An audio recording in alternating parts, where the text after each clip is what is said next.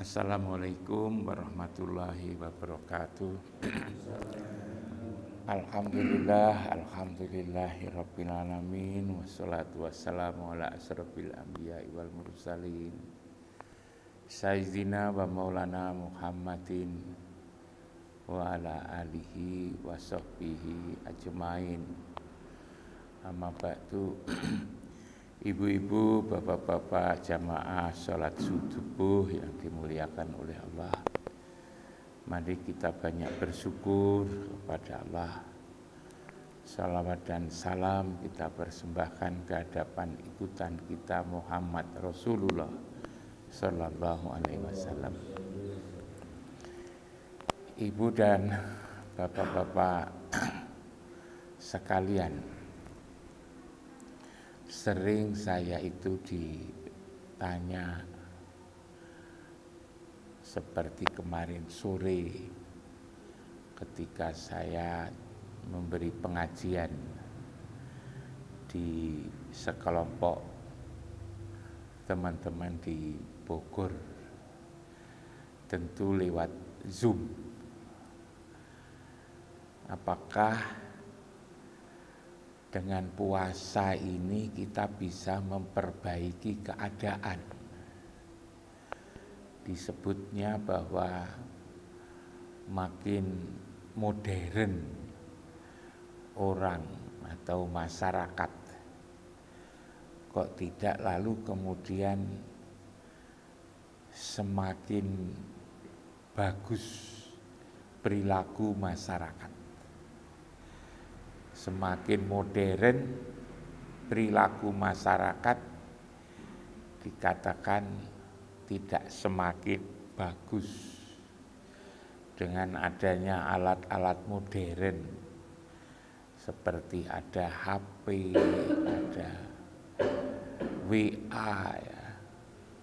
Komunikasi semakin gampang, semakin mudah, ke orang juga semakin saling olok-mengolok, saling merendahkan, saling menghina, antar orang, antar kelompok, antar organisasi, antar umat, kok semakin menjadi-jadi. Berbagai jenis penyimpangan seperti misalnya korupsi misalnya, saling mengambil hak orang lain, kok lalu kemudian berjalan terus. Apakah puasa ini kira-kira bisa memperbaiki keadaan? Itu yang selalu ditanyakan di mana-mana. Sama dengan sholat juga begitu. Orang sudah sholat, sudah sering ke masjid, sering jamaah, gitu. Perilakunya kok tidak berubah itu. Nah ini yang sering kali ditanyakan, termasuk juga kemarin sore itu. Ya tentu saya jawab bahwa tidak semua sholat, tidak semua puasa itu punya dampak untuk memperbaiki hati. Dikatakan di dalam hadis Nabi itu, kam min so'imin laisa lahu min siyamihi ilal ju wal atos. Banyak orang berpuasa tapi tidak mendapatkan apa-apa dari puasanya kecuali hanya mendapatkan lapar dan dahaga. Jadi jangankan memperbaiki keadaan yang luas, memperbaiki diri sendiri saja itu belum tentu sukses puasa ini. Tapi lalu kemudian apa yang salah itu? Yang salah bisa jadi ya karena puasanya itu apa tidak serius. Bisa jadi serius, saya bilang begitu. Hanya barangkali Yang dimaksud puasa itu adalah puasa di situ adalah puasa yang sekedar mencegah makan minum dan hubungan suami istri. Kalau puasanya puasa seperti itu, maka lalu yang didapat ya hanya lapar dan dahaga. Puasa apa yang bisa memperbaiki keadaan? Adalah mempuasakan hawa nafsu. Itu sesungguhnya yang berat sekali. Mempuasakan hawa nafsu. Mempuasakan sifat-sifat manusia yang tidak mau kelintasan, tidak mau kerendahan, tidak mau kekurangan, dan juga tidak mau kalah. Mempuasakan penyakit hati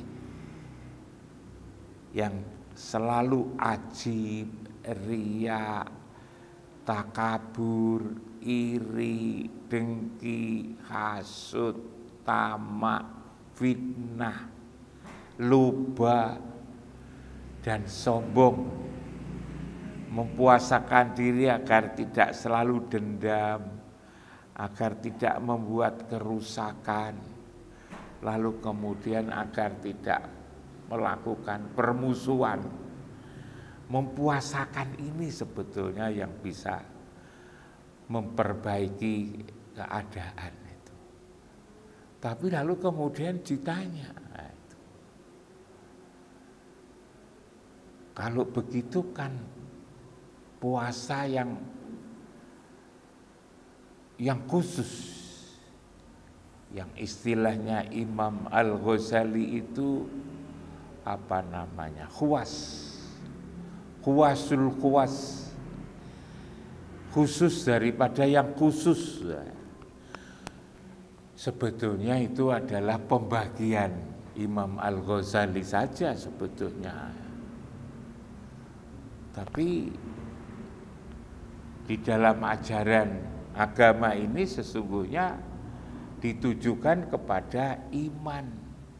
Iman itu tidak ada apa namanya, tidak ada tingkatan-tingkatannya.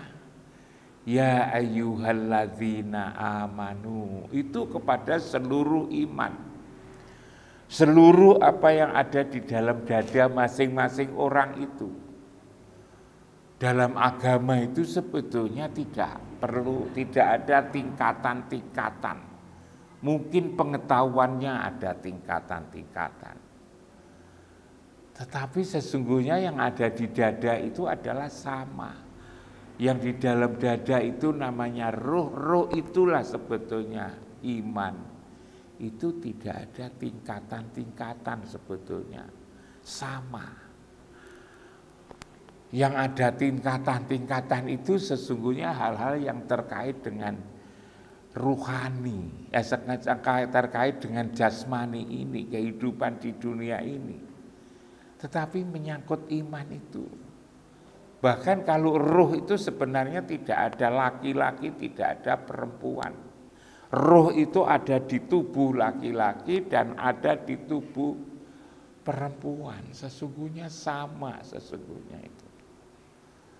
Pengetahuan mungkin yang satu dapat pengajian, yang satu tidak, yang satu baca buku, yang satu tidak.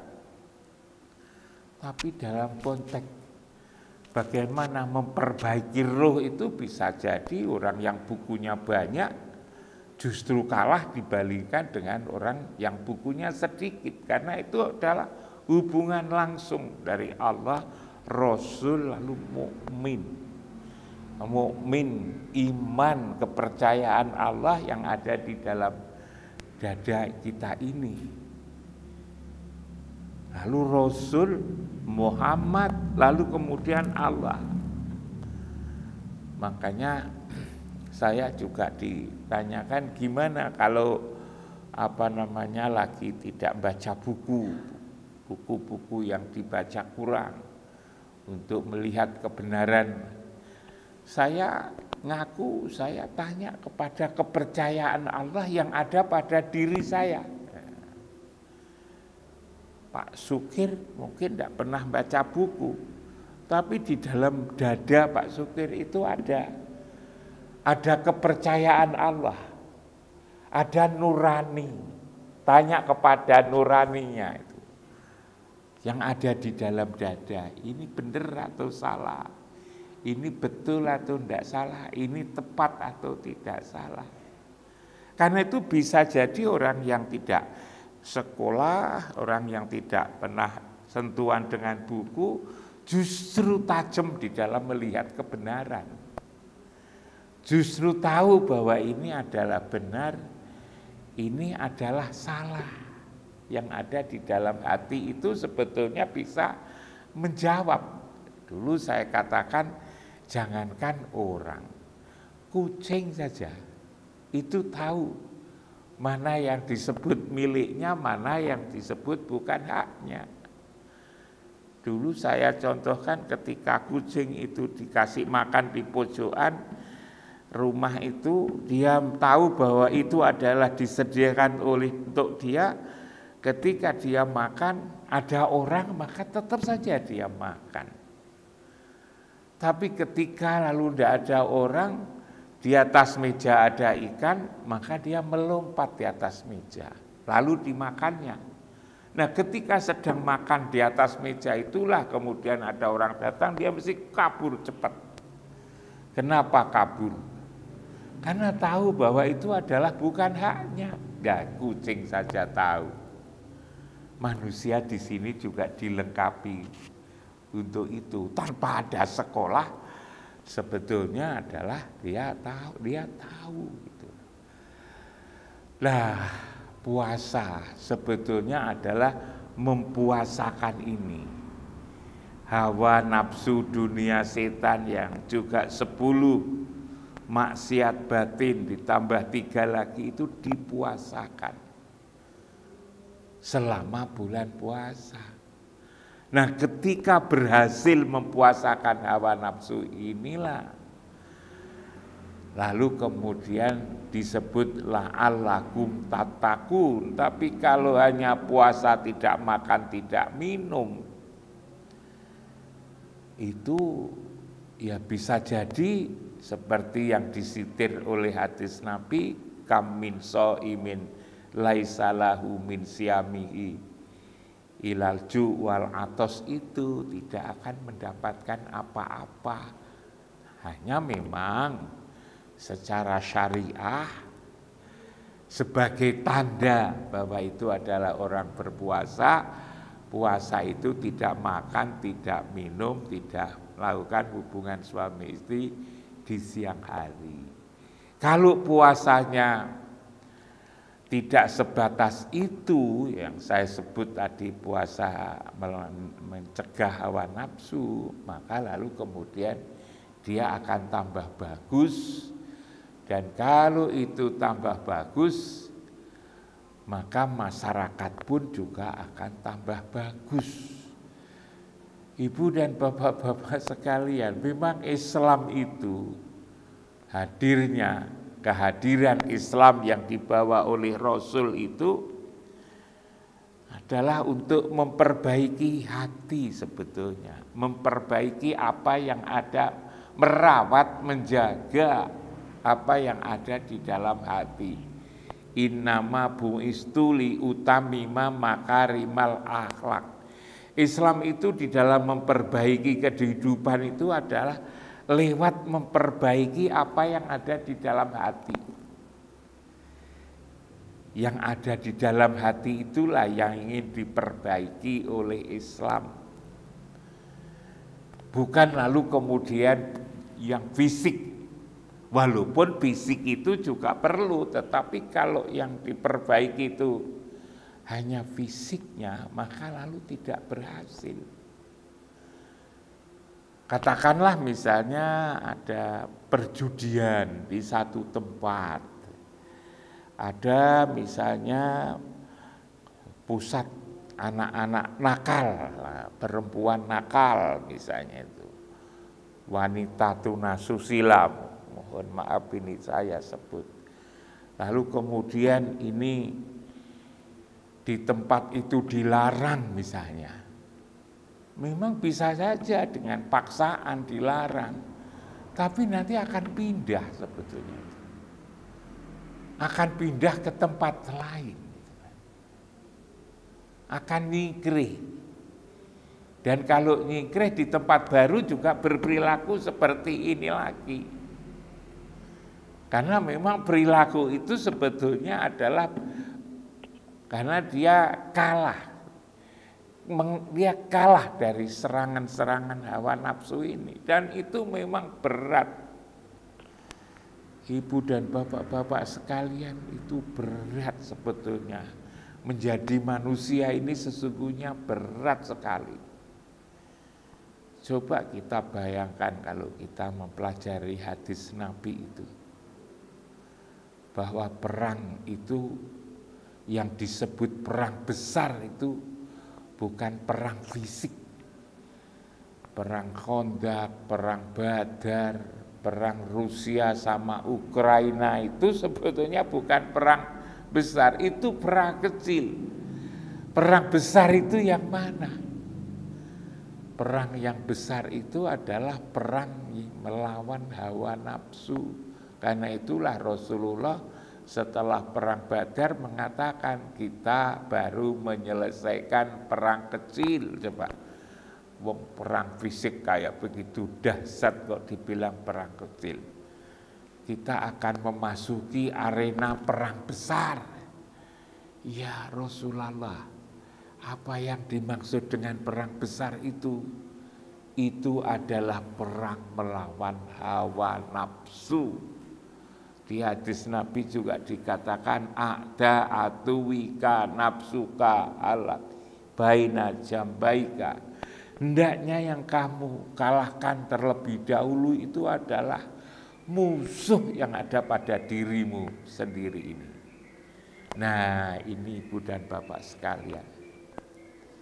Mengalahkan musuh yang ada pada diri sendiri itu yang berat. Karena itu sholat subuh kayak begini. Walaupun jalan menuju masjid sudah enak, suara speaker juga sudah begitu keras, gitu kan. Tapi tidak semua berhasil memimpin dirinya sendiri untuk datang ke masjid, tidak semua. Tarawih juga begitu enak, tapi juga tidak semua orang ringan kakinya itu.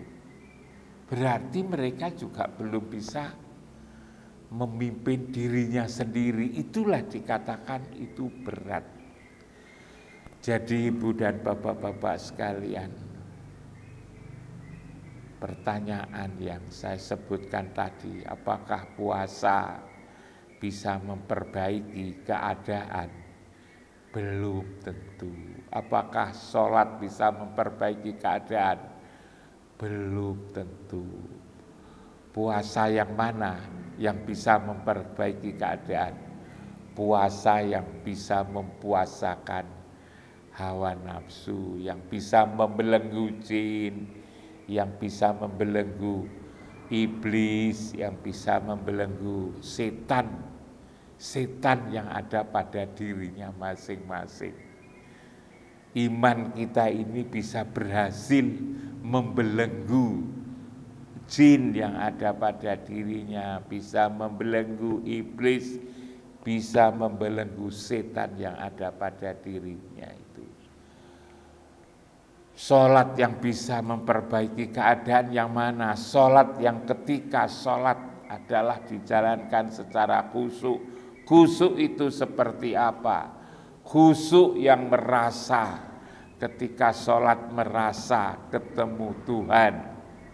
Seperti kita sholat subuh ini disebut khusyuk, manakala sholat kita ini tadi berhasil ketemu Tuhan. Alladzina yadunnuna annahum mulaku rabbi wa annahum ilaihi rajiun.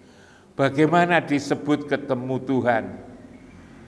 Tatkala ketemu yang dengan Tuhan, yang dengan Allah. Yang dengan Allah siapa? Yang bersama Allah siapa?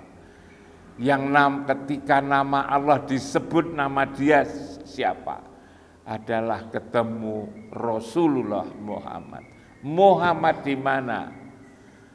Ketemu di Baitullah. Tatkala kita menghadap Baitullah, menghadap kiblat, dan ingatan kita arahkan merasa berada di tempat itu, maka kita artinya ketemu Rasulullah dan ketemu Allah. Karena Allah selalu dengan Rasulullah, disebut Allah, disebut Rasul. Itulah khusyuk sebetulnya itu. Betapa pentingnya mengikut Rasul ini. Nah, puasa yang seperti itu, yang sholat seperti itulah ibu bapak sekalian, yang disebut bisa memperbaiki hati kita, memperbaiki diri kita, akhirnya berdampak memperbaiki kehidupan kita, memperbaiki keluarga kita, memperbaiki lingkungan kita. Dengan puasa ini lalu kemudian kita disebut kok semakin hidup tenang, hidup semakin damai, hidup semakin rukun. Dirasakan tidak saja oleh diri yang bersangkutan, tetapi juga dirasakan oleh keluarga. Kok makin baik, penghasilan tidak seberapa, tapi kok tentrem. Beda dengan banyak orang misalnya penghasilannya begitu tinggi, tapi ternyata hidupnya kok lalu kemudian semakin susah. Karena itu kedamaian tidak selalu tergantung kepada penghasilan. Karena puasa dan karena sholat secara khusyuk artinya setiap 5 kali kita sholat selalu ketemu Allah, ketemu Tuhan. Alladzina yadunnuna annahum mulaku rabbihim wa annahum ilaihi rajiun. Itulah ibu bapak sekalian renungan di pagi hari ini, bahwa mudah-mudahan puasa kita betul-betul mencapai hakikat daripada puasa yang sebenarnya. Adalah puasa yang bisa mempuasakan hawa nafsu kita, sholat yang bisa mengantarkan kita semua bertemu dengan Tuhan, dengan Allah. Akhirnya kita menjadi manusia yang terbaik, manusia yang memiliki derajat terbaik. Ialah manusia yang berada di sisi Allah. Inna akramakum indallahi atqakum. Yang di sisi Allah tidak tergantung kepada kekayaan, kepada pangkat, kepada jabatan, kepada penghasilan yang dimiliki, dan tapi sesungguhnya adalah karena telah berhasil membersihkan, mensucikan hati kita masing-masing lewat puasa dan lewat sholat serta kegiatan spiritualitas lainnya. Itulah ibu dan bapak sekalian renungan di pagi hari ini. Moga-moga bisa kita jadikan bahan pertimbangan, dan moga-moga kita selalu memperoleh bimbingan, memperoleh pertolongan, dijaga oleh Allah dan Rasul. Begitu pula dikasihi dan disayang oleh Allah dan Rasul dengan kasih sayang yang sempurna. Demikian, kurang lebihnya mohon maaf. Terima kasih. Assalamualaikum warahmatullahi wabarakatuh. A'udzu billahi minasyaitonir rajim. Bismillahirrahmanirrahim. Allahumma shalli wa sallim ala sayyidina Muhammad wa ala sayyidina Muhammad. Walhamdulillahi rabbil alamin. Hamdasy syakirin, hamdan naimin, hamdan yu'afi ni'amahu wa yukafi mazidah. Ya Rabbana lakal hamdu kama yanbaghi lil jalali wajhikal karim wa li sultanik. Allahumma sholli ala sayyidina Muhammadin salatan tunjina biha min jami'il afat wa taqdi lana biha